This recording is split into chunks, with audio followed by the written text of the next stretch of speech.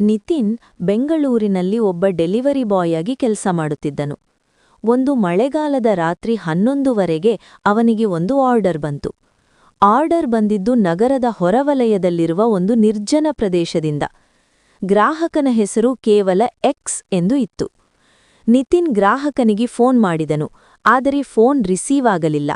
ಕೇವಲ ಒಂದು ಮೆಸೇಜ್ ಬಂತು, ನನ್ನ ಲೈವ್ ಲೊಕೇಶನ್ ಫಾಲೋ ಮಾಡು, ಗೇಟ್ ಹತ್ತಿರ ಬಾ. ನಿತಿನ್ ಜಿಪಿಎಸ್ ಆನ್ ಮಾಡಿದನು. ಮ್ಯಾಪ್ ತೋರಿಸುತ್ತಿದ್ದ ಹಾದಿ ತುಂಗ ವಿಚಿತ್ರವಾಗಿತ್ತು. ಮುಖ್ಯ ರಸ್ತೆಯನ್ನು ಬಿಟ್ಟು ಅದು ಯಾವುದೋ ಕಾಲುಹಾದಿಯ ಕಡೆಗೆ ಹೋಗುತ್ತಿತ್ತು. ಸುತ್ತಲೂ ದಟ್ಟವಾದ ಪೊದೆಗಳು, ಬೀದಿ ದೀಪಗಳೂ ಇರಲಿಲ್ಲ. ನಿತಿನ್ ಲೊಕೇಶನ್ ಹತ್ತಿರ ತಲುಪಿದಂತೆ ಮ್ಯಾಪ್ನಲ್ಲಿರುವ ಆ ನೀಲಿ ಬಣ್ಣದ ಡಾಟ್ ವೇಗವಾಗಿ ಚಲಿಸಲು ಶುರುಮಾಡಿತು. ಸರ್, ನೀವು ಎಲ್ಲಿದ್ದೀರಾ? ನೀವು ಮೂವ್ ಆಗ್ತಿದ್ದೀರಾ ಅಂತ ಮ್ಯಾಪ್ ತೋರಿಸ್ತಿದೆ ಎಂದು ನಿತಿನ್ ಮೆಸೇಜ್ ಮಾಡಿದನು. ಮತ್ತೆ ಉತ್ತರ ಬಂತು, ನಾನು ನಿನ್ನ ಹಿಂದೆಯೇ ಇದ್ದೇನೆ.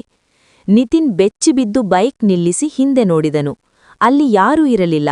ಆದರೆ ಅವನ ಫೋನ್ನಲ್ಲಿರುವ ಜಿಪಿಎಸ್ ಆ ಎಕ್ಸ್ ಎಂಬ ವ್ಯಕ್ತಿಯ ಡಾಟ್ ನಿತಿನ್ ನಿಂತಿರುವ ಸರಿಯಾಗಿ ಅದೇ ಜಾಗದಲ್ಲಿದೆ ಎಂದು ತೋರಿಸುತ್ತಿತ್ತು.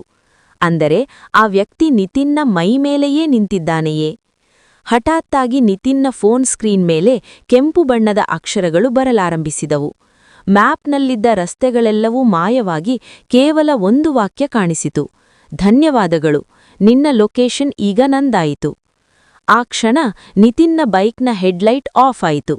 ಕತ್ತಲಲ್ಲಿ ಅವನಿಗೆ ತನ್ನ ಫೋನ್ನ ಸ್ಕ್ರೀನ್ ಬೆಳಕಿನಲ್ಲಿ ಕಂಡಿದ್ದು ತನ್ನದೇ ಫೋನ್ನಲ್ಲಿ ಅವನ ಫೋಟೋ ಲೈವ್ ಆಗಿ ಅಪ್ಲೋಡ್ ಆಗುತ್ತಿದೆ. ಆದರೆ ಆ ಫೋಟೋವನ್ನು ಯಾರೋ ಮೇಲಿಂದ ತೆಗೆದಂತೆ ಇತ್ತು. ಅವನು ತಲೆ ಎತ್ತಿ ಮೇಲೆ ನೋಡಿದಾಗ ಕಂಡಿದ್ದು ಯಾವುದೇ ಮನುಷ್ಯನನ್ನಲ್ಲ, ಬದಲಿಗೆ ಗಾಳಿಯಲ್ಲಿ ತೇಲುತ್ತಿದ್ದ ಒಂದು ಹಳೆಯ ಕಾಲದ ರಕ್ತಸಿಕ್ತವಾದ ಬೊಂಬೆ. ಆ ಬೊಂಬೆಯ ಕೈಯಲ್ಲಿ ನಿತಿನ್ ಮಾಡಿದ್ದ ಬ್ಯಾಗ್ ಇತ್ತು. ಮರುದಿನ ಬೆಳಿಗ್ಗೆ ಪೊಲೀಸರು ನಿತಿನ್ನ ಬೈಕನ್ನು ಆ ನಿರ್ಜನ ಪ್ರದೇಶದಲ್ಲಿ ಪತ್ತೆ ಮಾಡಿದರು. ಬೈಕ್ ಇಂಜಿನ್ ಇನ್ನೂ ಬಿಸಿಯಾಗಿತ್ತು. ಫೋನ್ ನೆಲದ ಮೇಲೆ ಬಿದ್ದಿತ್ತು. ಆದರೆ ನಿತಿನ್ ಅಲ್ಲಿರಲಿಲ್ಲ. ಪೊಲೀಸರು ಅವನ ಫೋನ್ ಚೆಕ್ ಮಾಡಿದಾಗ ಅವರಿಗೆ ಸಿಕ್ಕಿದ್ದು ಒಂದೇ ಒಂದು ನೋಟಿಫಿಕೇಶನ್, ಡೆಲಿವರಿ ಸಕ್ಸೆಸ್ಫುಲ್, ಆತ್ಮವನ್ನು ಸ್ವೀಕರಿಸಲಾಗಿದೆ. ಆ ಗೊಂಬೆ ನಿತಿನನ್ನು ಬಲಿಪಾಡಿತ್ತು ಕೊಂಡುಬಿಟ್ಟಿತು.